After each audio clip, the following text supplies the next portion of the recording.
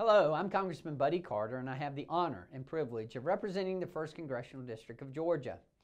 Our district is a beautiful one, and we appreciate the opportunity to host you and to share it with you all.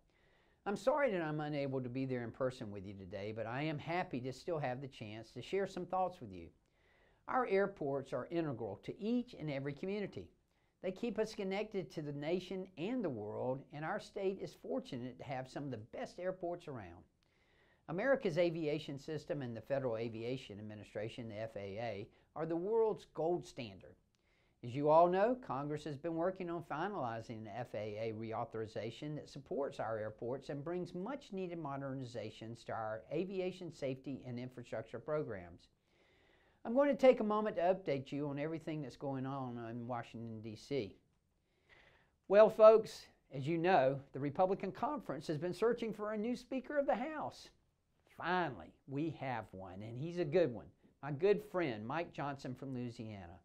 Mike's an effective legislator. He's a constitutional expert, and he's a strong conservative. I'm very excited to have him as our Speaker of the House. He's already proven that he can lead and unite our conference by winning the gavel with unanimous Republican votes. Mike spent more than 2 decades defending the Constitution and has the expertise necessary to move the goalpost on key issues. As we all know, democracy is messy, and the American people just got a front row seat to it. I supported Kevin McCarthy, and I disagreed with the decision to oust him, but I'm happy where we landed and ready to get back to doing the people's work. Meanwhile, across the Atlantic, our strongest ally in the Middle East, Israel, is under attack. Terrorist organizations like Hamas and Hezbollah, backed by Iran, have attacked the Israeli state and the Jewish people with despicable acts of terror.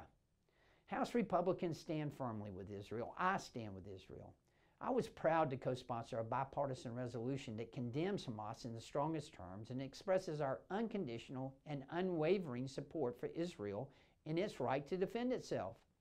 I'm happy to share with you that we were able to pass this resolution this week.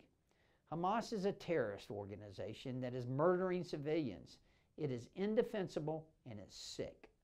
However, that isn't the only thing House Republicans have done to express our solidarity with Israel.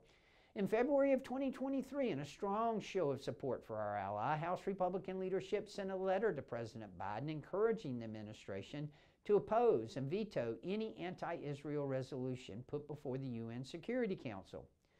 In April of 2023, House Republicans voted to support the expansion of the Abraham Accords to encourage nations to normalize relations with Israel and express continued support for bilateral cooperation across economic, security, and civilian issues. In May of 2023, House Republicans voted to condemn the rise of anti-Semitism and call on elected officials to identify and educate others on the contributions of the Jewish American community.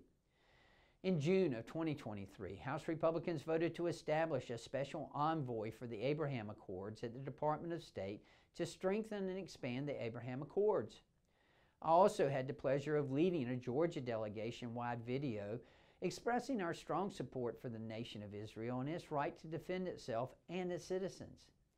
Sending an aid package to Israel is our conference's top legislative priority right now, along with funding the government. President Biden has sent a request tying together aid to Israel with funding for Ukraine and other priorities. Those are separate issues that must be handled as such. Short of sending U.S. troops, I'm in favor of a weapons and financial assistance package for Israel so it can stomp out the Hamas terrorists. Also this past week, we passed H.R. 4394, which appropriated funds to many different aspects of our country's infrastructure. As I previously stated, one of the House Republicans' top priorities is funding our government, and this bill helps us along that process. The legislation cuts wasteful spending in Washington, prioritizes our energy security and economic competitiveness, and supports a strong national security. In the legislation, there were some important wins for our district. I was able to secure much needed funds for the Brunswick Harbor to the tune of $11.4 million. Projects like this contribute to Georgia's status as the #1 state in the nation to do business. This project will have an annual economic impact of $2.3 million. Including in the bill was $10 million that will help the University of Georgia with several projects across the state as well. Again, I'm sorry that I'm unable to be with you today, but I am happy that I'm able to share some thoughts with you. As always, God bless the 1st Congressional District of Georgia, and God bless America.